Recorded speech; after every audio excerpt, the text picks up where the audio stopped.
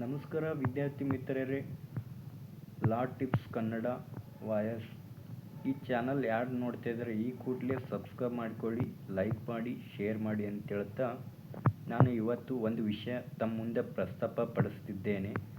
ಯಾವುದಪ್ಪ ಅಂದರೆ ಭಾರತ ಸಂವಿಧಾನದ ಪ್ರಮುಖ ಲಕ್ಷಣಗಳ ಬಗ್ಗೆ ನಾನು ಸವಿಸ್ತಾರವಾಗಿ ತಮ್ಮ ಮುಂದೆ ಪ್ರಸ್ತಾಪ ಪಡಿಸ್ತೀನಿ ಅಂತ ಹೇಳ್ತಾ ಬನ್ನಿ ಇವತ್ತು ನಾನು ಈ ಕ್ಲಾಸ್ ಸ್ಟಾರ್ಟ್ ಮಾಡ್ತಿದ್ದೀನಿ. ಭಾರತ ಸಂವಿಧಾನ ಲಕ್ಷಣಗಳನ್ನು ನೋಡೋಣ. ಭಾರತ ಸಂವಿಧಾನದ ಲಕ್ಷಣಗಳನ್ನು ನೋಡಬೇಕಾದ್ರೆ ಭಾರತ ಸಂವಿಧಾನದ ಪರಿಚಯ ನೋಡಬೇಕಾಗ್ತದೆ.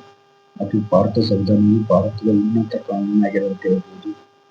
ಇದು ದೇಶದ ಆಡಳಿತ ವ್ಯವಸ್ಥೆ, ನಾಗರಿಕ ಹಕ್ಕುಗಳು, ಕರ್ತವ್ಯಗಳು ಹಾಗೂ ಸರ್ಕಾರದ ಅಧಿಕಾರಗಳನ್ನು ನಿರ್ಧರಿಸುತ್ತದೆ. ಇದು 1949 ನವೆಂಬರ್ 26ರಂದು ಅಂಗೀಕರಿಸಿದೆ. 1950 ಜನವರಿ 26ರಂದು ಜಾರಿಗೆ ತರಲಾಯಿತು. Doctor B. ಆರ್. ಅಂಬೇಡ್ಕರ್ ಅವರು ಸಂವಿಧಾನ ಕರಡು ಸಮಿತಿಯ ಅಧ್ಯಕ್ಷರಾಗಿದ್ದರು.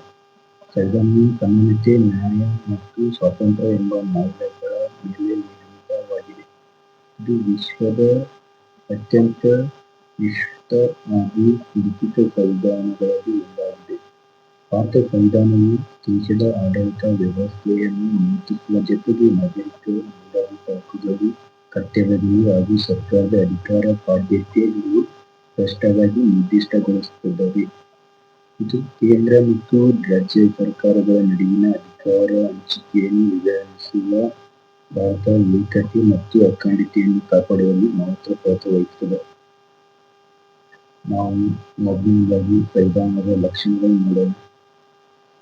ಲಿಖಿತ ಮತ್ತು ಬೃಹತ್ ಸಂವಿಧಾನ, ನಮ್ಯ ಮತ್ತು ಅನಮ್ಯ ಸಂವಿಧಾನ, ಪ್ರಾಸ್ತಾವನೆ, ನಾಗರಿಕತ್ವ, ವಯಸ್ಕ ಮತದಾನ ಪದ್ಧತಿ, ಮೂಲಭೂತ ಹಕ್ಕುಗಳು, ಮೂಲಭೂತ ಕರ್ತವ್ಯಗಳು, ರಾಷ್ಟ್ರಪತಿ, ಸರ್ವೋಚ್ಚ ನ್ಯಾಯಾಲಯ, ಸಂಯುಕ್ತ ಸರ್ಕಾರಿ ಪದ್ಧತಿ, ಬಲಿಷ್ಠ ಕೇಂದ್ರ ಸರ್ಕಾರ, ಸಂವಿಧಾನ ಅಗ್ರಮಾನ್ಯತೆ, ಅಧಿಕಾರ ವಿಕೇಂದ್ರೀಕರಣ, ನ್ಯಾಯಾಲಯಗಳ ಅಧಿಕಾರ. ಇದಕ್ಕೆ ಸಂಬಂಧಪಟ್ಟಂಗೆ ಲಕ್ಷಣ ಸಂಬಂಧಪಟ್ಟಂಗೆ ನಾವು ಉದಾಹರಣೆ ನೋಡಬಹುದು. ಲಿಖಿತ ಮತ್ತು ಬೃಹತ್ ಸಂವಿಧಾನ.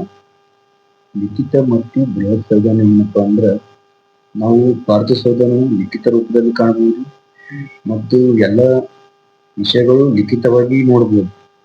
ಭಾರತ ಸಂವಿಧಾನವು 448 ಅನುಚ್ಛೇದಗಳನ್ನು ಒಳಗೊಂಡು 25 ಭಾಗಗಳು ಮತ್ತು 12 ಅನುಸೂಚಿಗಳನ್ನು ಒಳಗೊಂಡು ಬೃಹತ್ ಸಂವಿಧಾನವಾಗಿದೆ ಅಂತ ಹೇಳ್ಬೋದು.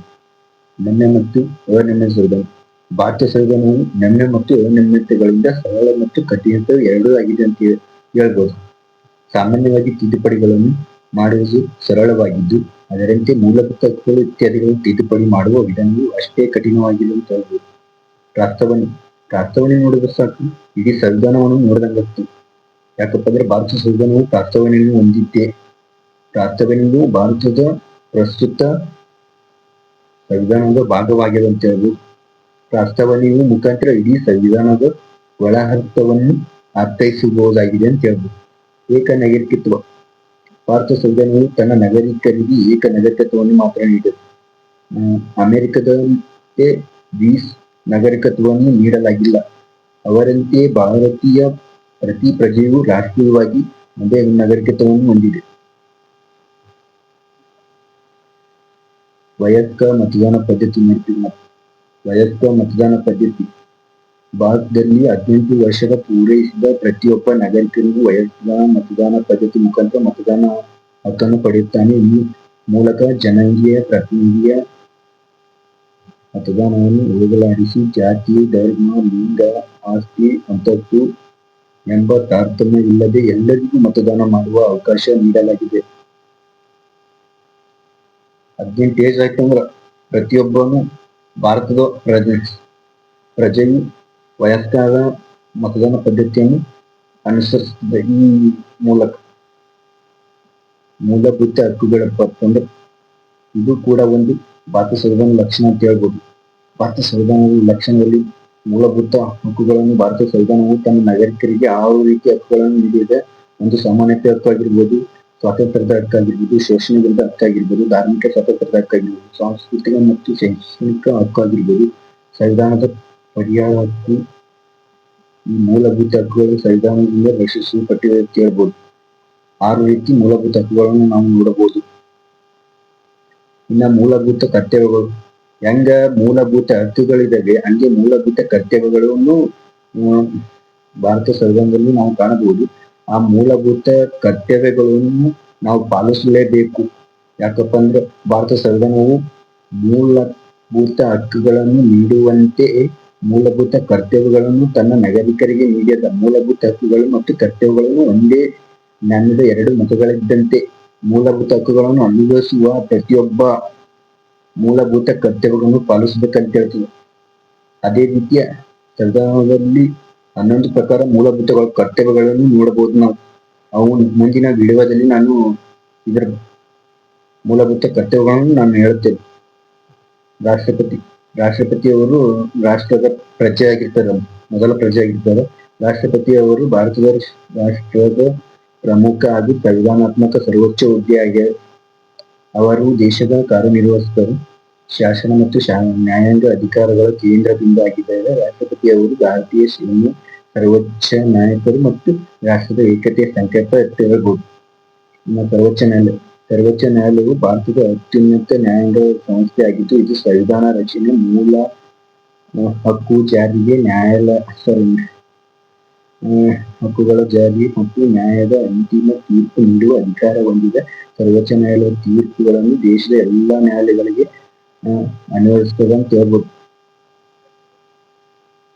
ಸಂಯುಕ್ತ ಸರ್ಕಾರಿ ಪದ್ಧತಿ ಕೇಂದ್ರ ಮತ್ತು ರಾಜ್ಯಗಳ ನಡುವಿನ ಅಧಿಕಾರ ಹಂಚಿಕೊಂಡಿರುವ ಆಡಳಿತ ವ್ಯವಸ್ಥೆ. ಸಂವಿಧಾನ ಕೇಂದ್ರ, ರಾಜ್ಯ ಮತ್ತು ಸಮವರ್ತಿ ಪಟ್ಟಿಗಳ ಮೂಲಕ ಅಧಿಕಾರ ವಿಭಜನೆ ಮಾಡಿ ರಾಷ್ಟ್ರದ ಏಕತೆ ಮತ್ತು ಸಮಗ್ರತೆಯನ್ನು ಕಾಪಾಡಲು ಭಾರತ ಬಲಿಷ್ಠ ಕೇಂದ್ರದೊಂದಿಗೆ ಸಂಯುಕ್ತ ಪದ್ಧತಿಯನ್ನು ಅಳವಡಿಸಿಕೊಂಡಿದೆ. ಇದು ಕೂಡ ಸಂವಿಧಾನದ ಒಂದು ಲಕ್ಷಣವಾಗಿದೆ. ಇನ್ನೊಂದು ಸಂವಿಧಾನದ ಒಂದು ಲಕ್ಷಣ ಅಂದ್ರೆ ಬಲಿಷ್ಠ ಕೇಂದ್ರ ಸರ್ಕಾರ. ಭಾರತ ಸಂಯುಕ್ತ ವ್ಯವಸ್ಥೆಯ ಪ್ರಮುಖ ಲಕ್ಷಣವಾಗಿದೆ. ಸಂವಿಧಾನವು ರಾಷ್ಟ್ರದ ಏಕತೆ, ಅಖಂಡತೆ ಮತ್ತು ಭದ್ರತೆಯನ್ನು ಕಾಪಾಡಲು ಕೇಂದ್ರ ಸರ್ಕಾರಕ್ಕೆ ಹೆಚ್ಚು ಅಧಿಕಾರಗಳನ್ನು ನೀಡಿ, ತುರ್ತು ಪರಿಸ್ಥಿತಿ, ಹಣಕಾಸು ಹಾಗೂ ರಕ್ಷಣಾ ವಿಷಯಗಳಲ್ಲಿ ಕೇಂದ್ರ ಸರ್ಕಾರ ಪ್ರಾಬಲ್ಯ ಸ್ಪಷ್ಟವಾಗಿ ಕಾಣುತ್ತದೆ. ಇದು ಕೂಡ ಒಂದು ಸಂವಿಧಾನದ ಲಕ್ಷಣ ಅಂತ ಹೇಳ್ಬೋದು. ಸಂವಿಧಾನದ ಅಗ್ರಮಾನ್ಯತೆ ಭಾರತದಲ್ಲಿ ಸಂವಿಧಾನವೇ ಪರಮ ಕಾನೂನಾಗ್ಯದ. ಸರ್ಕಾರವು ಎಲ್ಲ ಅಂಗಗಳ ಸಂವಿಧಾನ ನೀತಿಯೊಳಗೆ ಕಾರ್ಯನಿರ್ವಹಿಸಬೇಕು. ಸಂವಿಧಾನಕ್ಕೆ ವಿರುದ್ಧವಾದ ಯಾವುದೇ ಕಾನೂನು ಅಥವಾ ಕ್ರಮ ಅಗ್ರಮಾನ್ಯವಾಗುತ್ತದೆ. ಅಧಿಕಾರ ವಿಕೇಂದ್ರ ಆಡಳಿತ ಅಧಿಕಾರಗಳನ್ನು ಕೇಂದ್ರದಿಂದ ರಾಜ್ಯಗಳು ಮತ್ತು ಸ್ಥಳೀಯ ಸಂಸ್ಥೆಗಳಿಗೆ ಹಂಚಿಕೆ ಮಾಡುವುದು. ಇದರಿಂದ ಜನರಲ್ಲಿ ಆಡಳಿತದಲ್ಲಿ ನೇರ ಭಾಗವಹಿಸುವುದು ಅವಕಾಶಗಳು. ಉದಾಹರಣೆಗಾಗಿ ಪಂಚಾಯತ್ ರಾಜ್ ಹಾಗೂ ನಗರ ಸ್ಥಳೀಯ ಸಂಸ್ಥೆಗಳ ಮೂಲಕ ಆಡಳಿತ ಹೆಚ್ಚು ಪರಿಣಾಮಕಾರಿಯಾಗುತ್ತದೆ. ಇದು ಕೂಡ ಒಂದು ಸಂವಿಧಾನದ ಲಕ್ಷಣ ಅಂತ ಹೇಳ್ಬೋದು. ಇನ್ನು ನ್ಯಾಯಾಲಯಗಳ ಅಧಿಕಾರವು ಸಂವಿಧಾನ ಮತ್ತು ಕಾನೂನುಗಳ ಅನುಷ್ಠಾನ ಖಚಿತಪಡಿಸುವುದಾಗಿದೆ. ನ್ಯಾಯಾಲಯಗಳ ಮೂಲಕ ಹಕ್ಕುಗಳ ರಕ್ಷಣೆ, ಕಾನೂನು ವ್ಯಾಖ್ಯಾನ ಮತ್ತು ನ್ಯಾಯಪಾಲನೆ ಮಾಡುವ ಅಧಿಕಾರ ಹೊಂದಿದೆ. ಸಂವಿಧಾನ ವಿರುದ್ಧ ಕಾನೂನುಗಳನ್ನು ಅಮಾನ್ಯಗೊಳಿಸುವ ನ್ಯಾಯಾಲಯ ಪರಿಶೀಲನೆಯ ಅಧಿಕಾರವು ನ್ಯಾಯಾಲಯಗಳಿಗೆ ಇದೆ ಅಂತ ಹೇಳಬಹುದು.